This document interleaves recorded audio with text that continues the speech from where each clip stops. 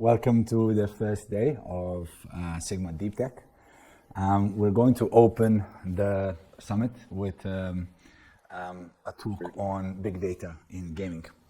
So whether you know or not, we as an industry process a tremendous amount of data. There's an anecdote which has been going around probably 10 or more years now, that an average tier 1 company will process more transactions in a minute than the London and the New York Stock Exchange combined. So as an industry that is removed from facing the customer, so we have that customer not present element, a lot of our strategies and a lot of our goals are oriented around analyzing customer behavior, storing that data and acting upon it. As such, we thought here at SiGMA that it's a great way to open the summit by talking about data in gaming. And for that, we have Chris Arms, we have Karl, Davies, Barrett, and Lior Cohen with us. So we can chat about, have a conversation about system architectures, database architectures, tech stack, and good practices in building an architecture for small and large scale operators within our industry. Hi guys, can you hear me well? Yeah, morning. Superb. Right, I want to sort of open the panel and talk a little bit about data architecture itself, right? So I think we're all in agreement. As an industry, we collect just a tremendous amount of data at any given point in time, and we run substantially complex systems, based on multiple continents for most of our operators, based on multiple regulatory zones. I was hoping for Chris to open up the topic here, actually, seeing as you're currently the CIO of Gaming Innovation Group, and you guys do the data and the platform thing quite well, I would say, in the industry.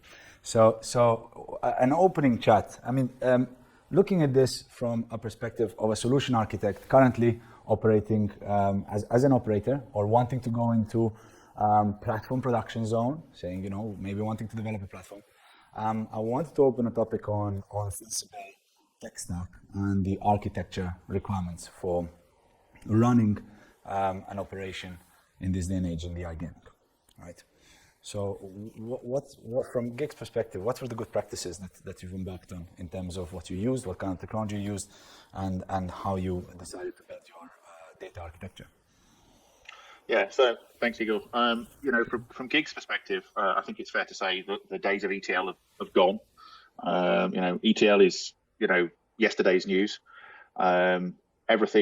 Regulatory requirements are increasingly event-driven, real-time. And that's really the design and architecture we've gone. Our latest version of the data warehouse, which our first customer went live with, a few months ago, Megalotto, and we'll continue for the rest of this year to roll out other customers and move our existing customers across. Is an event-driven data warehouse. ETL just takes more time than most of us have got. I mean, how many times can we all think back to when we had ETL warehouses? We'd come in the morning and find that the ETL load failed in the first 5 minutes, and the last thing we knew was at 7:30 in the morning, and it's going to be 1 o'clock in the afternoon before we get the data. It's just not an acceptable position anymore. So we adopted the approach and took a conscious decision to make technical investment in building a true event-driven real-time data warehouse, built on scalable open source tech. Think of it in 4 elements: source, ingest, lake, and consumer, I guess is the way to think of how our warehouse is structured. You can ingest data into the warehouse by your favorite, real-time event feeds, so RabbitMQ or Kafka. Splunk is another one. We've also produced an API layer. So if you want to integrate directly into our APIs and, feed data in that way, there's an integration document, and you can essentially sign up and integrate your platform straight in that one. Yeah, API allowing writing straight into the database in terms of information, yeah? Yeah. Okay, very good. Yep. We use tech like Kubernetes, Postgres, Apache Spark, and Ignite. Clearly the heavy lifting here is in the data mapping up front. it's really important to understand what data's, what the fields actually mean versus what the field's names actually says, and make sure we map the right fields from your ingest into the right fields in the data warehouse. So a significant amount of work is there. Reporting, we use ClickSense, and you can update dashboards in real time. And our reality is most human beings can't read a dashboard that updates in real time anyway. So, and we spent a lot of time with consumers of reporting, figuring out what they want. We must have sat down with well over 100 or so operational users of, casinos and sportsbooks at all levels, from, the casino, the director of operations all the way down to the guy who sits in the. I don't mean to interrupt you. I actually wanted to ask a sideline question here. Being a platform and servicing multiple operators, have you considered the capacity of allowing the operators and, as you said, various employees and various tiers of the company to actually build their own knowledge-based reports and learning from it? Or do you soak up the knowledge from what you've understood, from what you've seen is required within the industry, and pre-produced results and reports? So you've got a choice. Yeah. You have a choice, essentially. So, obviously every jurisdiction has a standard set of reports. So if you go into MGA, for example, with our platform, you'll get the standard MGA reports. But, the beauty of something like ClickSense is you have the ability to sit down and write your own reports. But you can also, for want of a better phrase, ingest the data back out of the warehouse. We provide a SQL Server interface, which you can, pull data from directly if you like ingesting SQL Server. Or you can use Azure endpoints and take Rabbit MQ or Kafka and integrate directly, for example, into your favorite CRM system. So we've designed it to be flexible in, flexible out, with scalable, robust, proven open source technologies in the middle, and giving you the flexibility to do essentially reporting, whether you want the CAN reports or whether you want to go off and write your own. So from what I understand, from the perspective of the operator, you've chosen to take a direction where everything, the entire, both the ingestion of data, processing, and the output is run from the data warehouse, right? Yeah. You do it from a single point. So in terms of architectures, I've come across decisions where, let's say, the concept will have been split between what we want in terms of reactive data output in real time, and how we actually store the data that is required to be ingested in real time and acted upon, versus data that is historically aggregated and stored, right? So if we take a look at the customer journey in the initial phases is relatively light, right? You're going to take the customer source. I mean, in any e-commerce business, this isn't relevant to gaming. Simply, you're going to recognize where the customer is coming from. You're going to take a look at their first few initial interactions, and we're going to store that.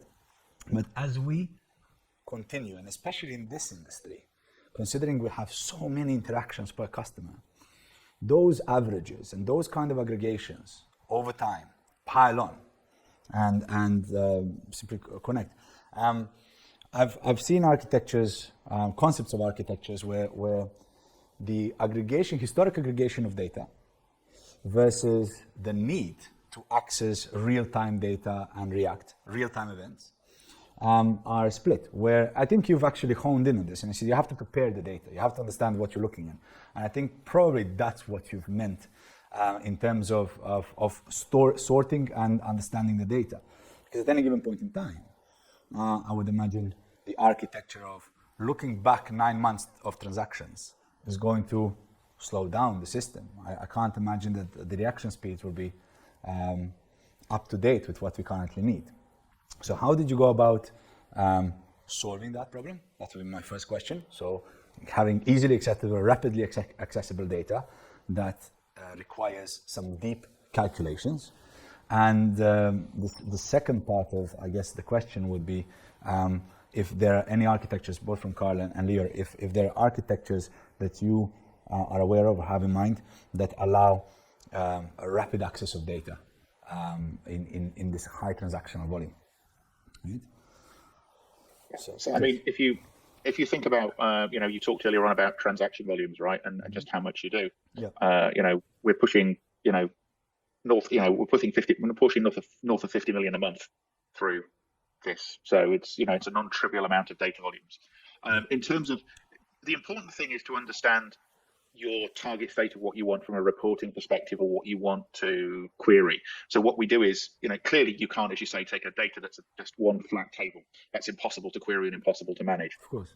So what we've done is we build aggregated tables inside the warehouse that basically says, so I want to report on responsible gambling, right? Well, my deposit pattern is over in one table, my withdrawal patterns is over in another table, but I need to be able to, and my transaction history for that person is somewhere else, and my source of wealth data is over here somewhere in my KYC table. So to build an RG dashboard, I'm clearly going to need data from 4, maybe 5 tables.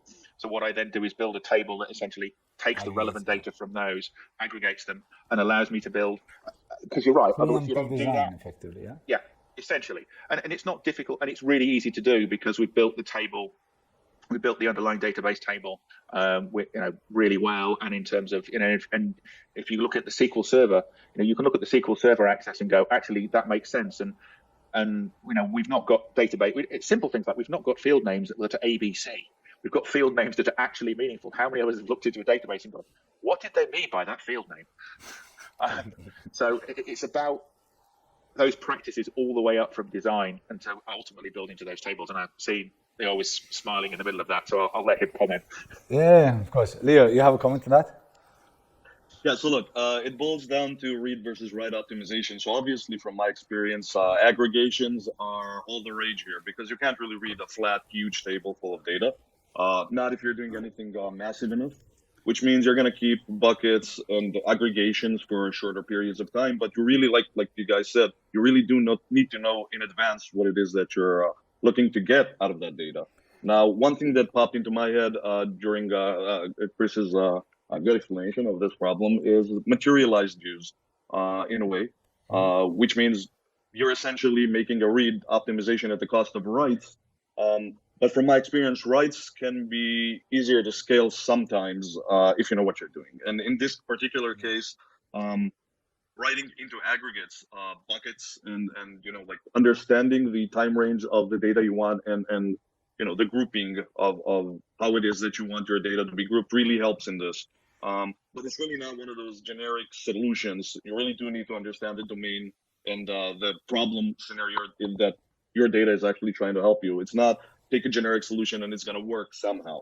Yeah, in fact, you need to understand it. That's sort of what I've extracted from this in terms of if I were to sort of put a message across.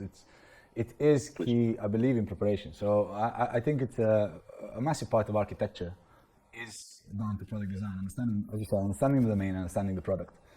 It is a matter of continuous communication with the product teams and the users to understand what it is that we look out for.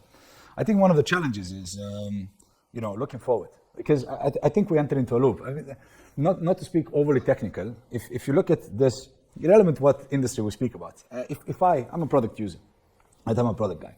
I've designed platforms in the past, but I've always owned the casino, right? So I've always looked at it from a player perspective. So, it comes to the old adage, you don't know what you don't know. So if I understand that this is the information from a platform provider, right?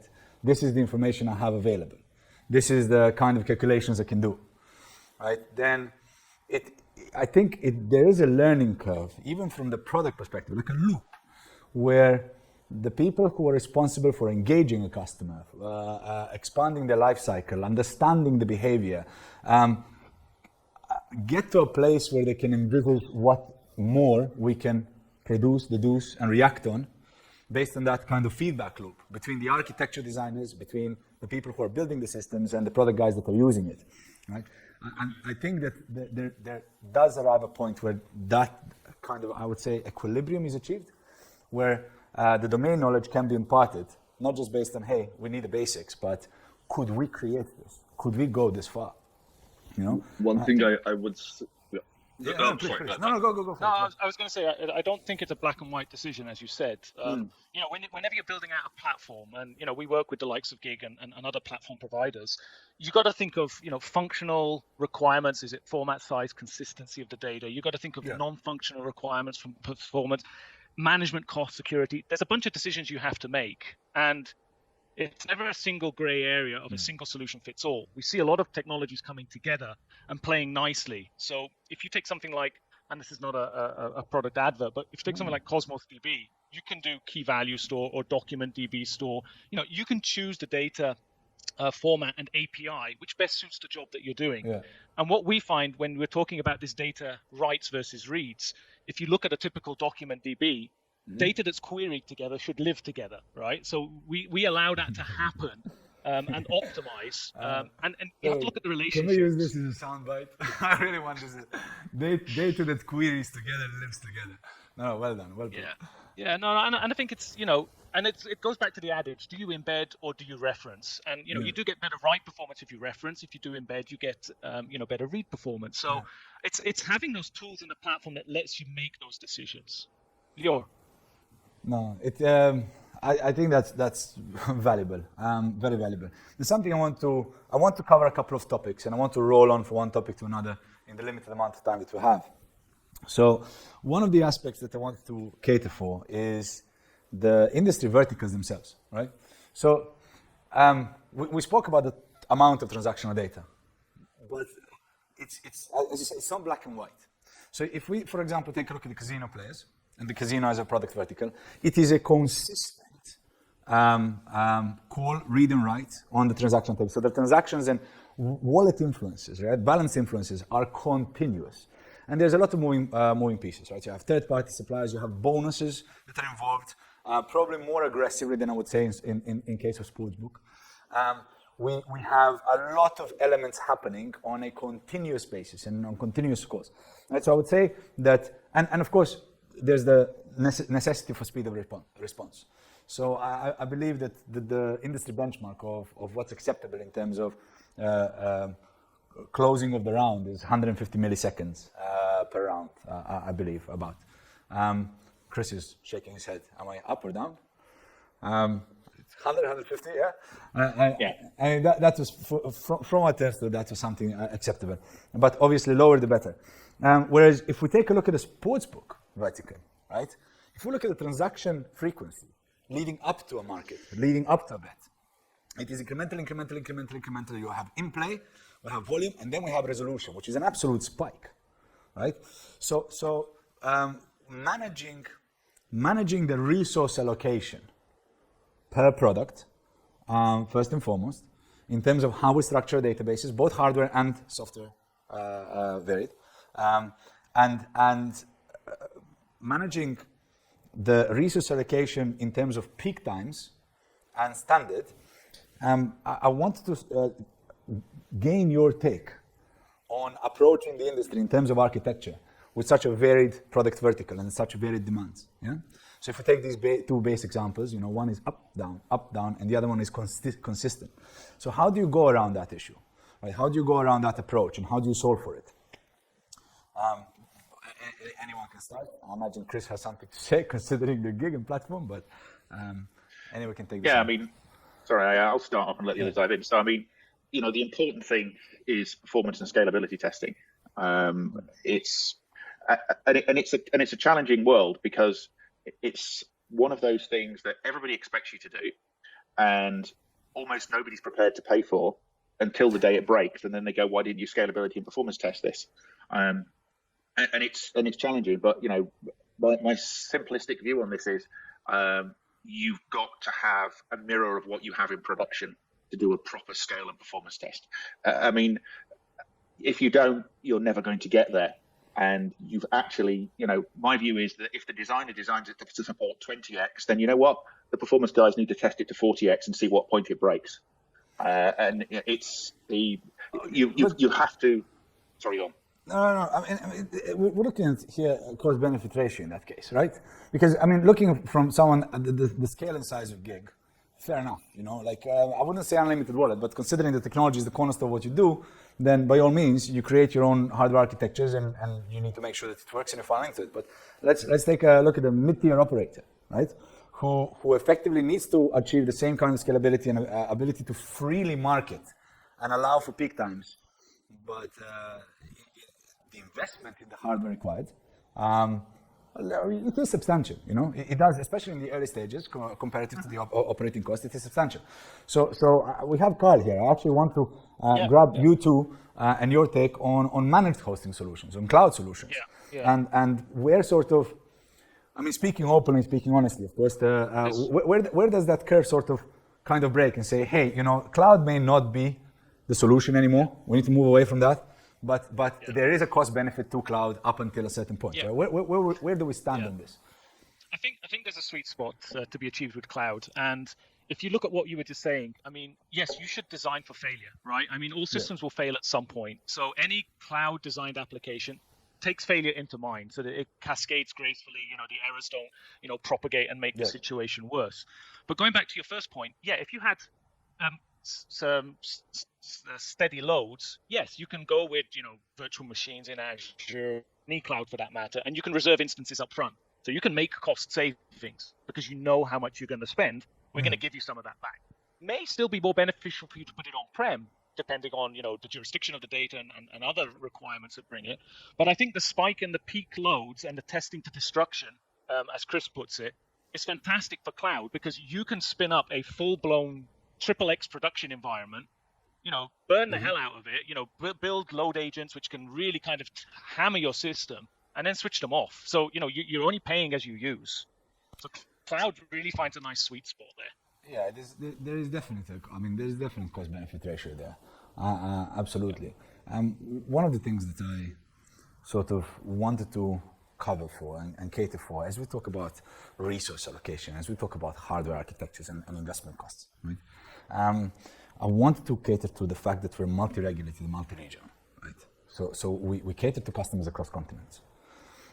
We effectively, I mean, Chris, you said it, everything boils down to a data warehouse, right?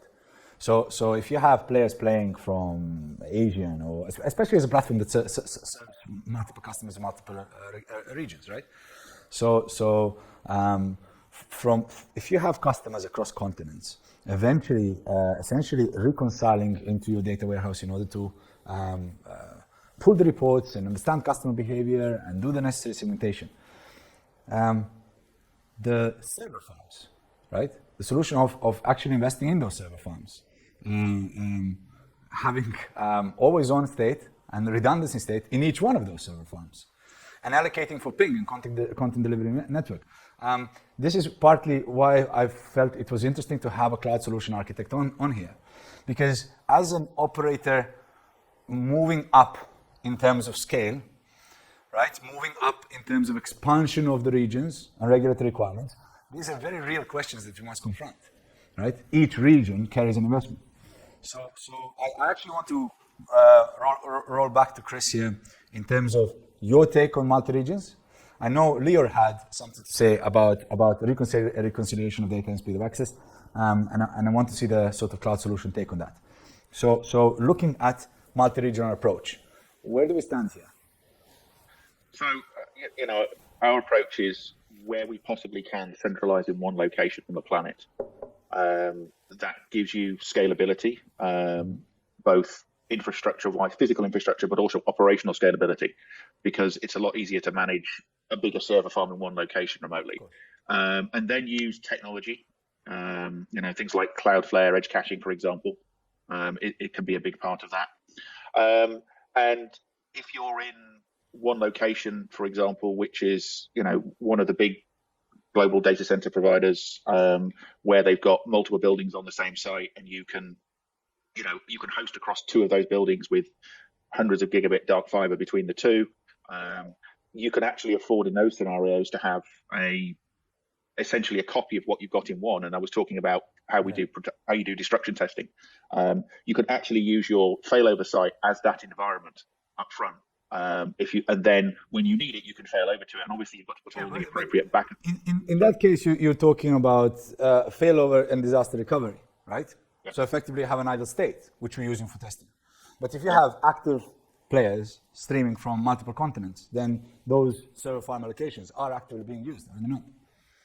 Well, so in terms of the DR site, you have to, if you're really going to meet the RPOs and RTOs that we're increasingly being asked for in this industry, the only way you can realistically achieve that is with a failover system that's essentially hot as it can closely be. Yeah. And you've got to make sure you do things like real-time stream your data back up to that site. Testing is important, right? It's great saying I've got a DR plan. When was the last time you actually tested it? So you can do that, and where possible, we want to drive everybody into one data center, because also it's just cost optimized all the way around. Now, we recognize that there are some jurisdictional requirements on that. Some jurisdictions insist that whilst you don't host in the jurisdiction, you keep a copy of the data in the jurisdiction.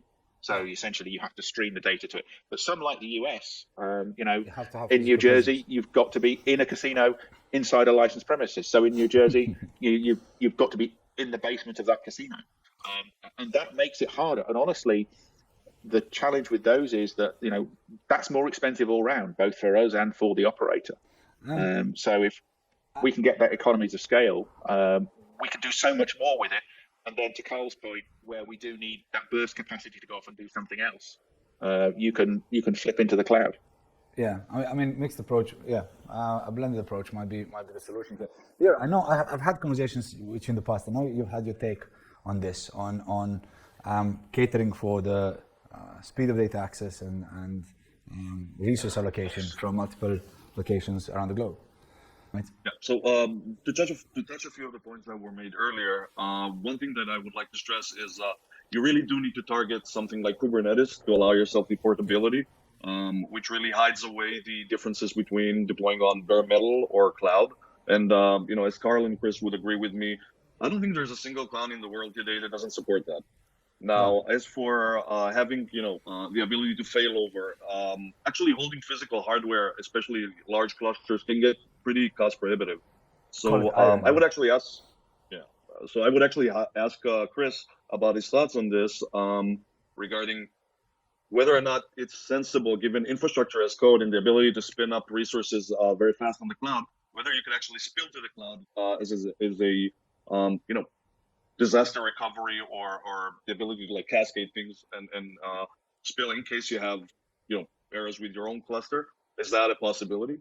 And in general, I would say that beginning in a new region, I would actually not go and buy servers and take a rack and run a cluster. I would actually start with a cloud there and get a feel for the amount of the scale I would need there before I actually invest into hardware and get into the upfront cost of that. That's my take on the matter. Yeah, I mean, when we were building a data platform, we did a bunch of performance scalability testing in the cloud.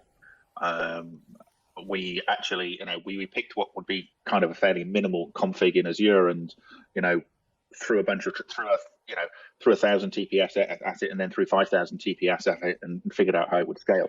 So to your point, I think as your business evolved, you've got an opportunity to go to use the cloud, and as Karl alluded to earlier, to use it where it makes sense. And once you start getting into the scenario of scale where you've got to do regular performance testing, because performance testing is a lifestyle, right? It's not I did it on a Friday afternoon and it's fine for the next 2 years. The number of times people have said, I performance tested this. When was the last time? Oh, 2 years ago. Yeah. Okay, so we need to do it again then, probably. So you've got to have a flexible approach. Absolutely, you've got to decide when to use it all melds together, and to your point, you've got to have a hybrid deployment strategy. Yeah. It's the only way to really go forward. I know, Karl. I mean, performance testing is a lifestyle. Is something I'm going to keep as a soundbite as well. By the way, we have a couple of them. I know. Karl had something to say about. Obviously, we're speaking about cloud solutions. So, as a cloud solution architect, I really want to hear your take on this. No, I think you're always right on the portability. Everybody's coming to us with portability, and the key takeaway is, Microsoft is not locking into vendors anymore. It's saying, listen, bring, if you want to bring a Hadoop cluster and run it yourself, fine, do that. You want to do Kubernetes yourself, do that. But where we see a lot of, cheap experimentation is really good. Like, you can come and you can pay as you grow, as Chris said, but you don't need to bring a lot of expertise with you. So, if you're not a Kubernetes shop, but you want to be portable, then put it on a managed service, right? I mean, have a managed service which, inside the platform itself, we will take care of the high availability. Now, that's a decision which an operator or a platform has to choose. Do they want to control the keys to the kingdom, or do they feel they can invest their IP in other places? And we give you the choice.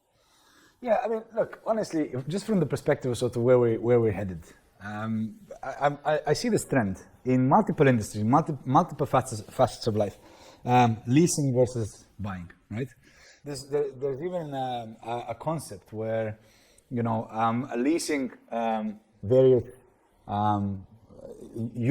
elements of use in every day is simply a healthier approach, because it's managed, it's serviced, it's there, and you pay as you use.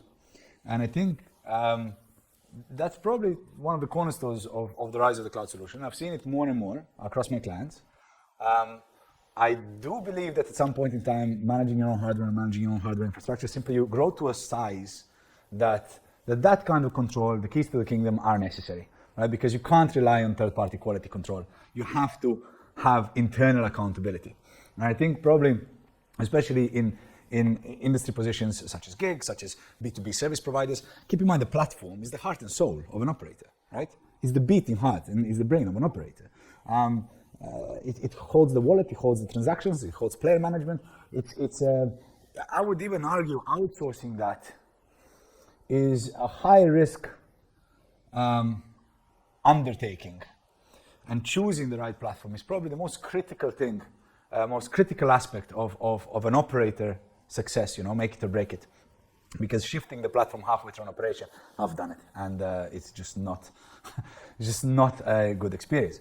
So I do believe that the cloud solutions are there, and they're an excellent contributor to the hardware infrastructure.